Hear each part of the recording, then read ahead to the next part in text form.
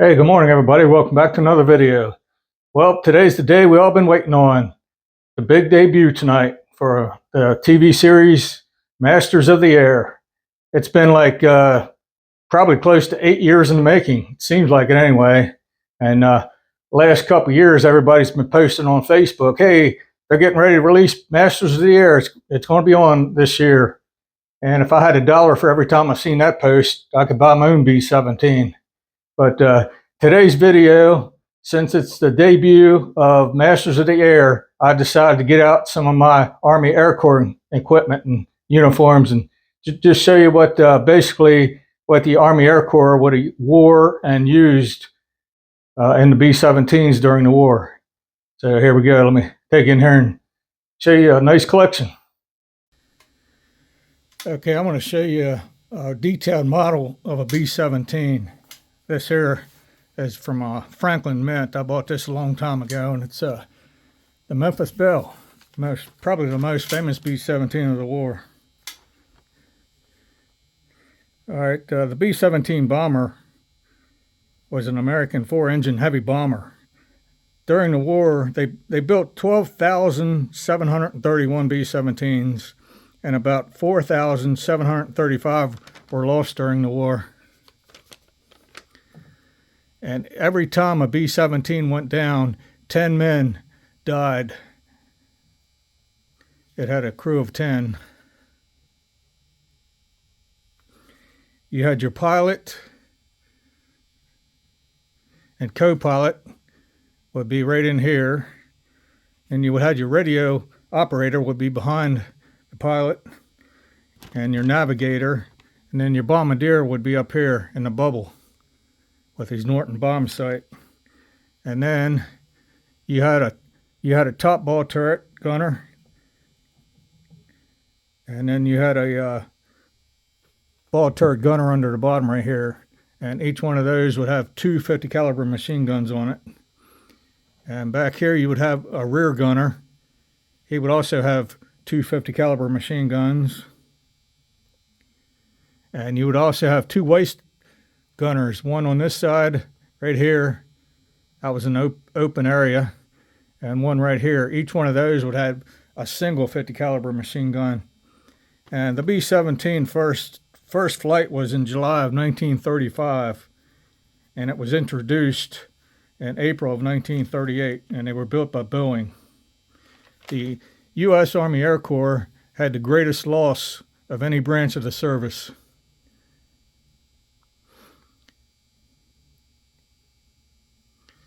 I couldn't imagine seeing hundreds and hundreds of these in flight, taking off from England.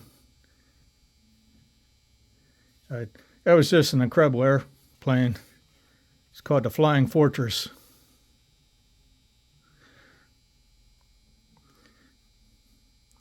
All right, now I'm going to show you about 1.5 minutes of original combat footage.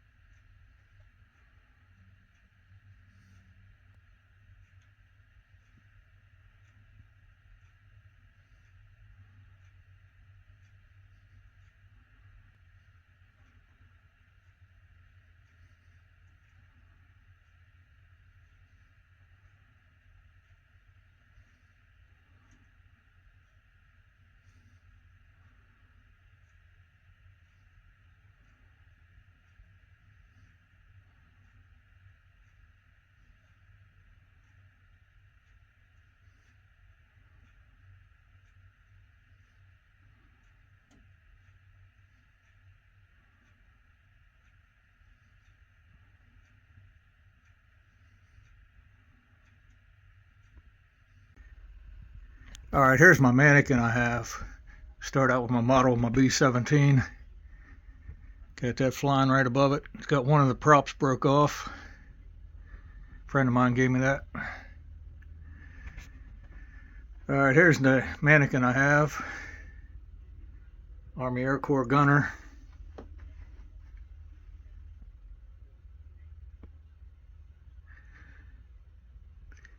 He's got his 50 caliber ammo belt strung over him and wearing his life preserver.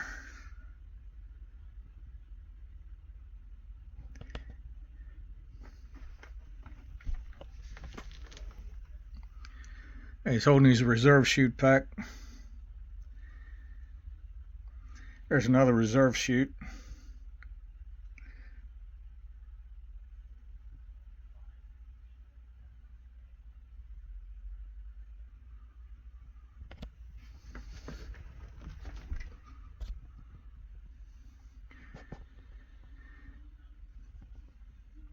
My newspapers.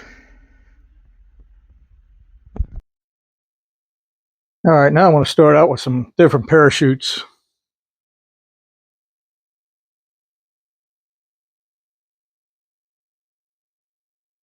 On this parachute, we got a padding there where the pilot sits down, and on the back of this is the parachute.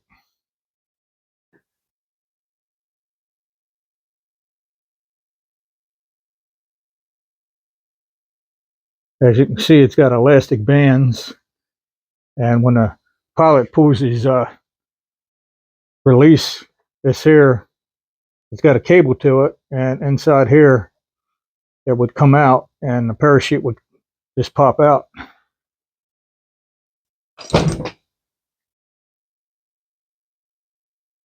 All right, this type of parachute is an AN6510,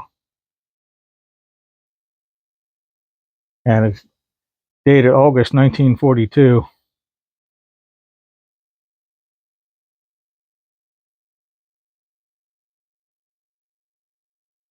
And this here is the handle when the pilot wants to, after he bails out, when he wants to engage the parachute, he pulls this, it's attached to the cable, goes around, and it'll make the parachute pop out. And here's a look at the back of it. This part here goes against the back of him, and there's straps that goes around his shoulders.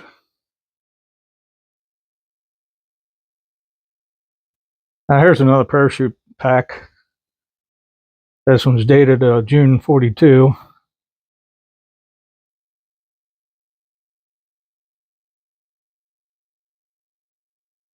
It was in pretty bad shape, but a friend of mine gave me this. Going to throw it away, so I just restored it.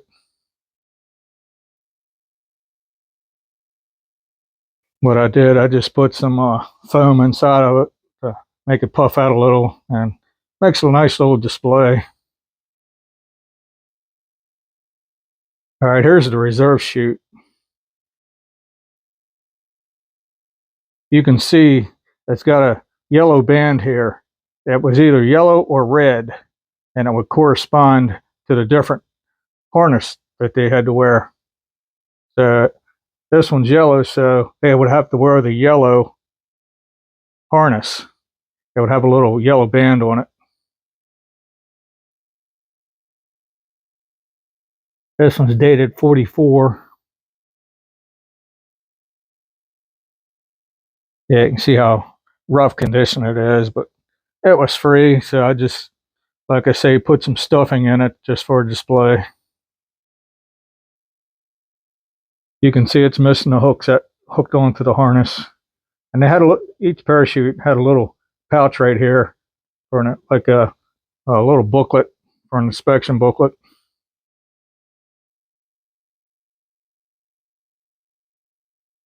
And it was marked top, so you know you wasn't putting it on wrong. And right there is the pull cable. You put your hand on there and pull it. And inside here, that would come apart. Then your chute would deploy. All right, now we'll go into the different kind of headgear. This one here is a pilot cadet hat.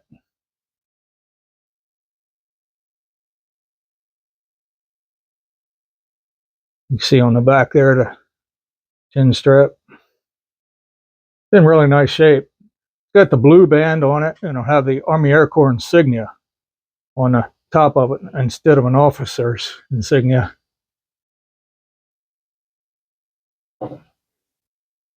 And the next one is their crusher cap. You can see them in the movies wearing a lot of these.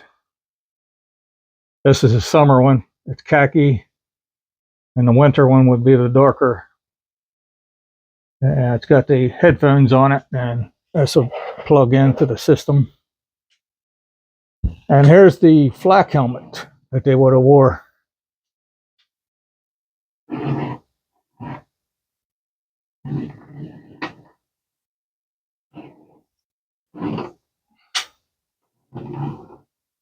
And the inside of it.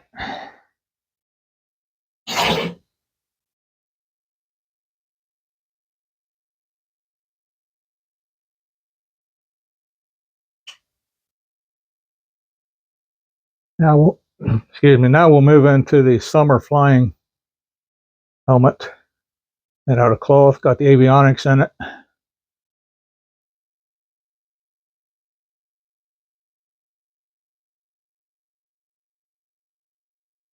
And the goggles are the AN 6530s.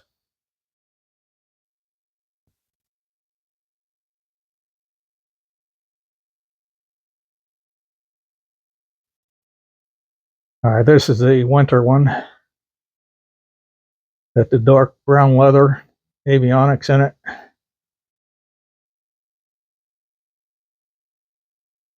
And it's got the different kind of goggles to it.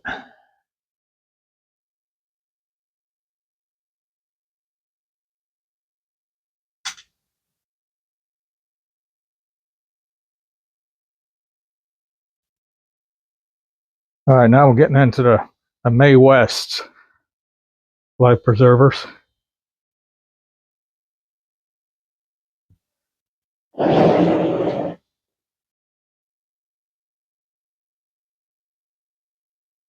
This one's dated 1945.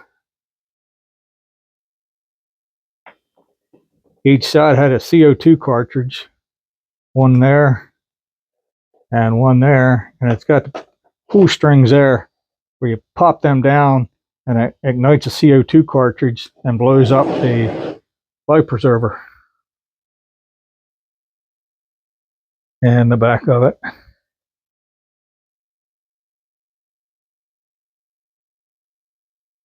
couple more hats I've got here. This is the enlisted man visor cap.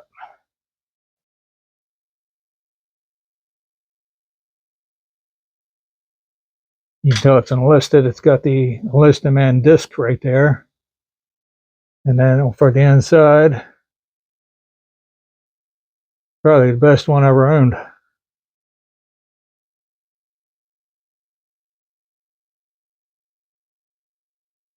And here's two of the Garrison caps worn by the Army Air Corps.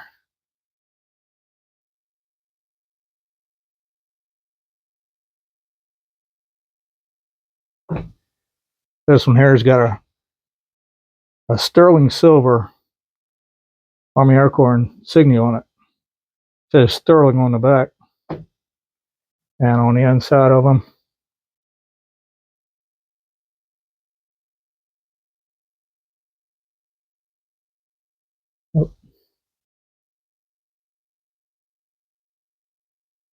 it's upside down.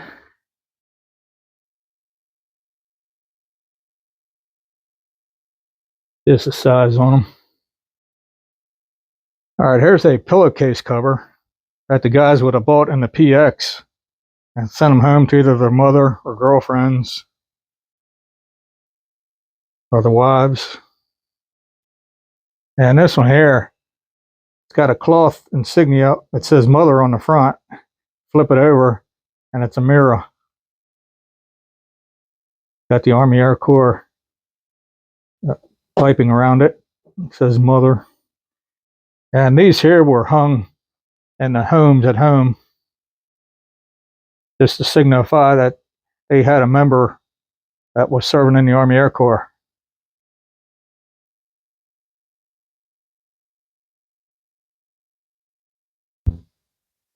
All right, here's some various items I got. Here's a can of emergency drinking water that would have been in their survival kit. And here would be a pair of Ray-Ban sunglasses worn by the pilots. And here, a set of pilot wings. Mark Sterling on the back. And here's an air medal. This guy's seen a lot of action. It's not marked. And here's what they call an 8-day clock that would have been inside the planes.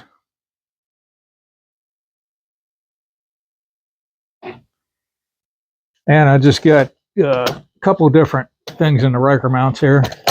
I don't break them. There's a small set of glider wings on top, and pilot wings, captain bars, and this would go on the officer's collar, U.S. and an Army Air Corps insignia. And moving over to this one, there's a belt buckle with the Army Air Corps insignia on it, a couple of color insignias. This one here is an officer, and this one here is an enlisted man. And here's I believe that's air crew wings made into a bracelet. And this for a staff sergeant. It's called not home front. I can't remember what they're called, but they're highly collectible.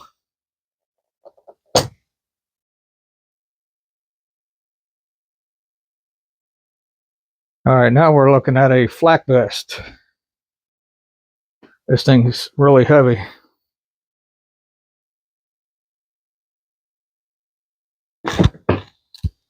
It just snaps on.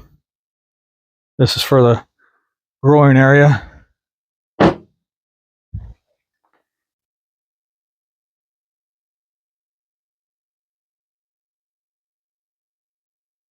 And here's a look at the back of it.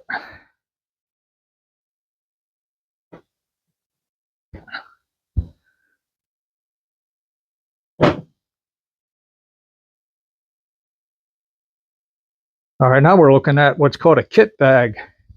That's just a real big bag. This is named to a Lieutenant Forrest. They put their parachute and all their equipment in this bag so they could carry around.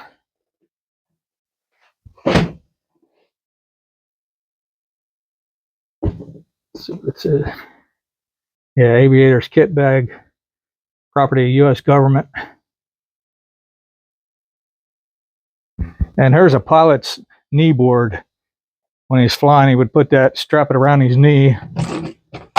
His thigh would go in there, and there would be a strap that goes around and snaps in there. It would hold a pencil, and you got a pencil sharpener there, and you got a piece of paper there to write all your information down.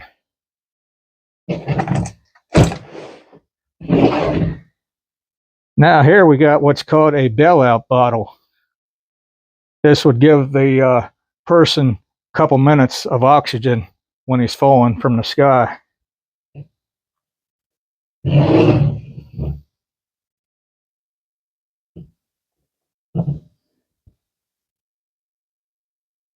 And here's the knob where you can turn it on and off. And then it's got this tells you how much oxygen's left in that little bottle. And you would pull this out and put this part in your mouth so you get oxygen. These were carried on their flight suits in their bottom pocket, down there by the ankle. And here's a string of 50 caliber ammo. which was used on all the machine guns.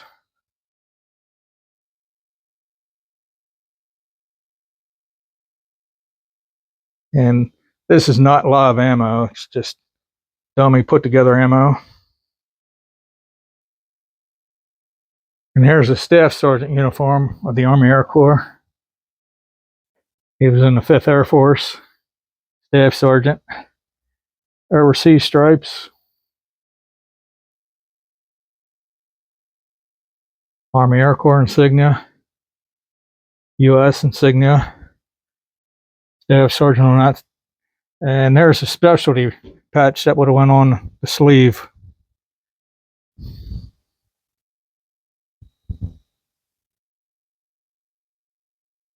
All right, here's their dress jacket. The first jacket I showed you was the Ike type jacket, but he's just a buck sergeant. Sorry for the sloppy looking uniform, but the torso is just a little too big to button it up. There's the basic Army Air Corps patch.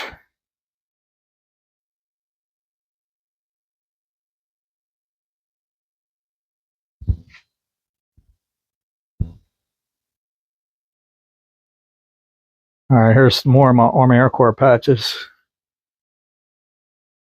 1st, 2nd, 3rd, 4th, 5th,